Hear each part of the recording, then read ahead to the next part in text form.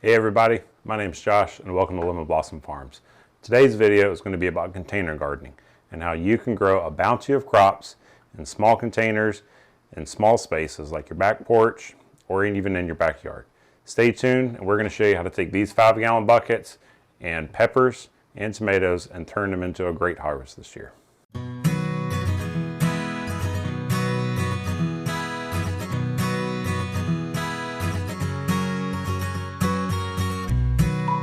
So today we're going to use 5-gallon buckets just like this to grow our variety of vegetables and fruits in the garden. You can even use these for herbs if you like growing herbs for your kitchen as well. So these are HDPE plastic. You can use food grade buckets. A lot of the big box stores, Lowe's, Home Depot, others out there. It's what we have around us. I think Menards is one. They carry a variety of different stuff. You can even use the ones from restaurant supplies and stuff like that. You just want to go for something that is safe for food. Don't use old oil buckets, no matter how good you clean them. There will always be residue in there. So clean buckets that are food safe are the key. Now when we plant today, one of the things we're going to make sure is that we put plenty of cushion in with these. And so that's going to involve either using potting soil or mixing components into our soil that's going to ensure that our container gardens and the soil in them is not going to pack down and start compressing and binding up our roots and preventing our roots from our plants being able to grow very adequately. This is perlite. Perlite's a great component to mix into your potting soil or your regular soil or compost if you're using that, and it helps prevent your soil from packing down. You can also use vermiculite. Vermiculite's another great one for doing that as well. It accomplishes this very similar task. Keeps your soil from packing down and getting all crunched up in the bottom. Bone meal is something we're going to mix in. Bone meal is high in our available phosphate. Phosphate helps with overall plant bloom and root development.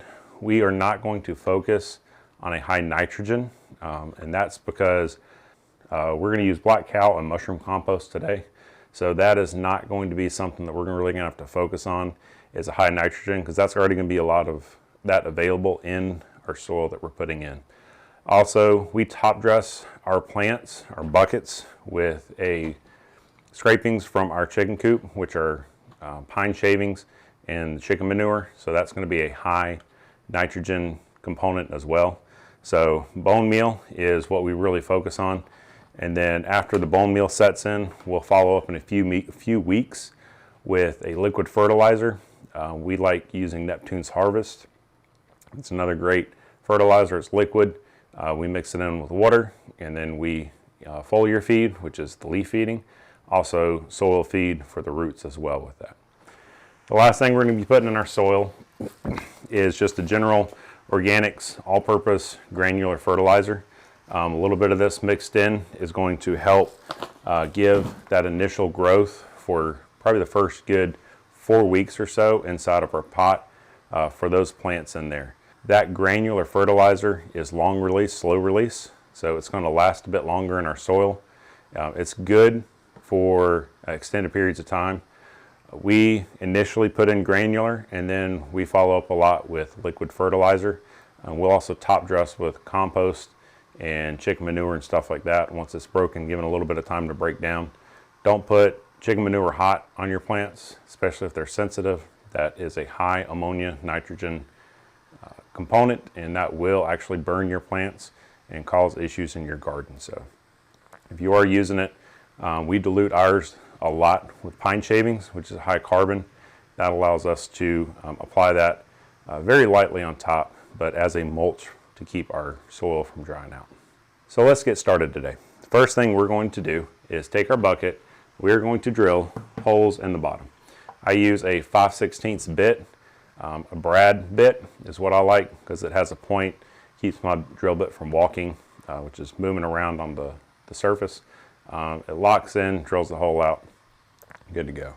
Don't use things like concrete masonry bits. They are not made for that. So we're going to get about 5 to 6 of those holes drilled in the bottom, one in the center, and then a ring around. This allows for drainage, but not excessive drainage to where we start losing soil. You may always make sure that your containers, whether they're 5-gallon buckets, pots, whatever you may get, has holes in the bottom to allow for drainage. Otherwise, what's going to happen over time is the water will build up inside of there. You will start getting root rot. So this is our drill bit.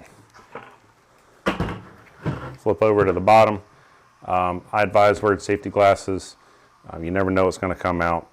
Wear your safety glasses. Don't wear gloves though. Gloves get caught in drill bits and then you'll end up with more damage.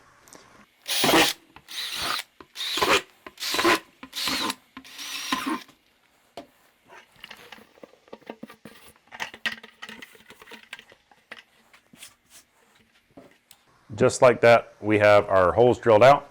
As you can see, nice little ring in the bottom, center hole. We are ready to put our soil in.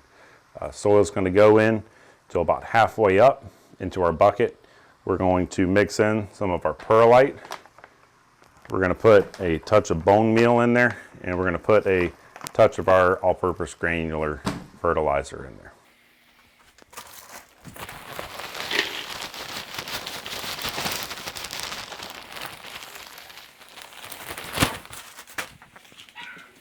So this is topped off about halfway. I'm going to put approximately 1 cup .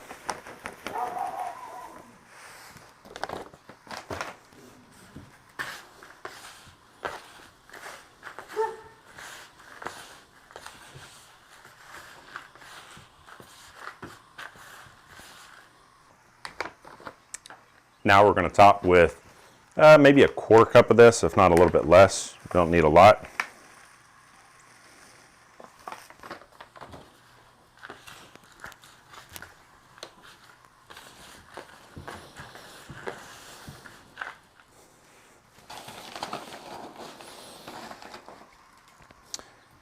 And finally, about 1 cup of our granular fertilizer.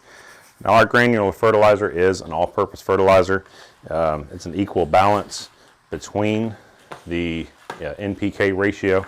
So you can go 2-2-2, 4-4-4, 10-10-10. We're not a big chemical fertilizer. We really try to go with things that are more organically sourced.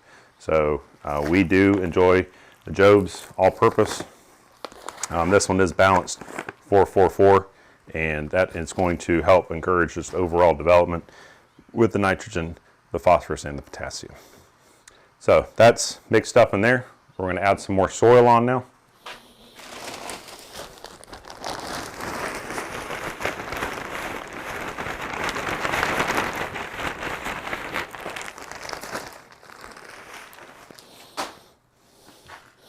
Now with this, I'm not quite going to the complete top.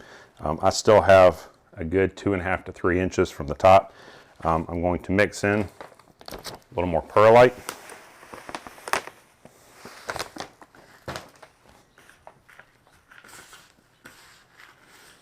This is about 1 cup going in here. Again, putting in just a touch more of granular fertilizer. It's about 1/2 cup, maybe 1/4 cup, just to top dress in on it. Mix that in real well.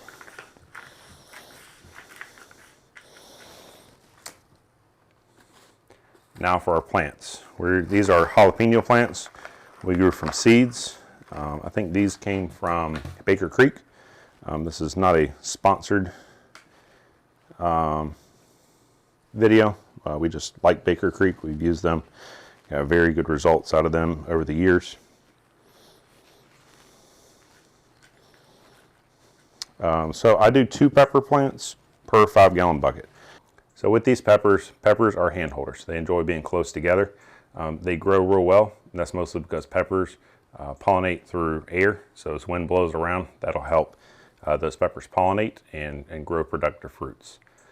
Pretty much set up for our pepper plants.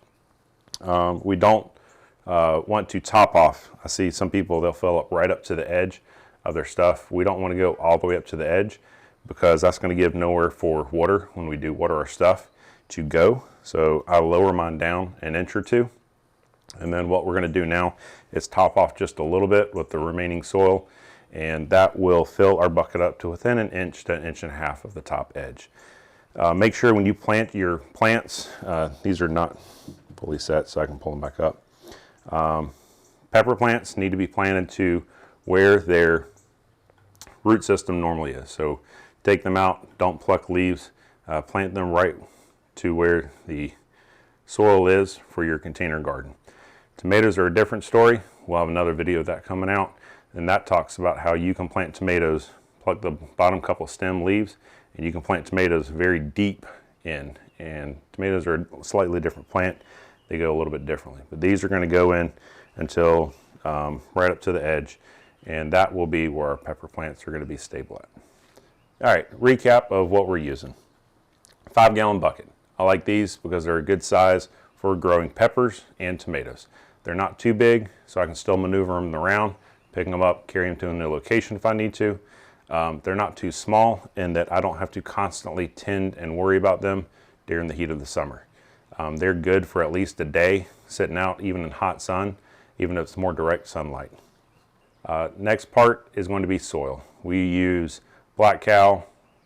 We also use mushroom compost, or if you have regular compost that you've made, feel free to use that.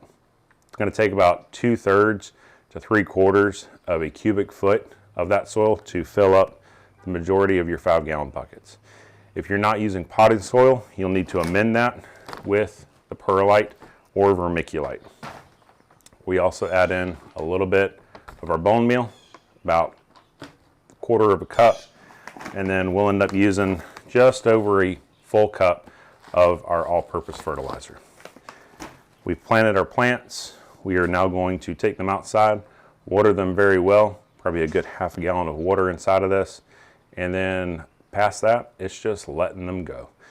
We do have 2 in here, like I said before. 2 pepper plants do good. If you're growing very large plants like bell peppers, you can go with 1. I wouldn't go more than 2 because it really does start to get crowded. Most of your pepper plants can start to get to be pretty good, 3 to 4 feet tall, and they can bush out pretty good size. So 2 of them inside of a bucket is going to do really well. So let's head outside. We're going to water these in really well, nice and slow, so that all this fresh soil can absorb water. And then we're going to get them set up, and I'll show you the rack on which we grow all of our pepper plants.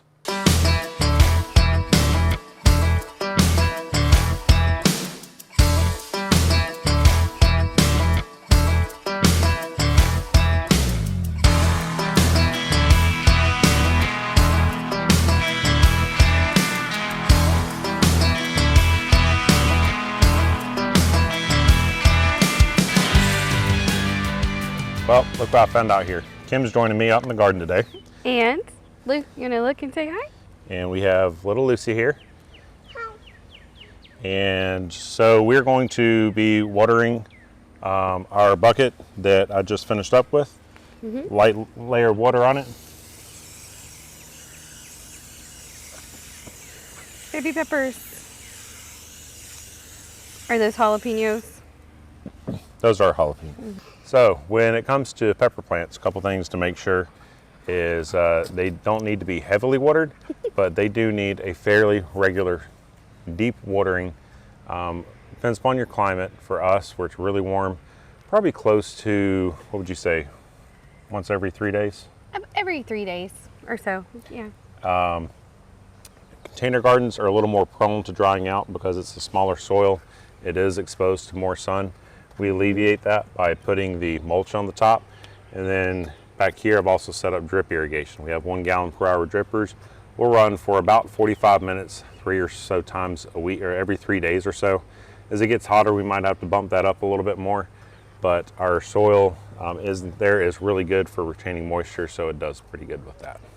We have behind me some variegated fish peppers. This is an orange variegated fish pepper, and I started it from seed last year. So it's on year 2. It overwintered really well.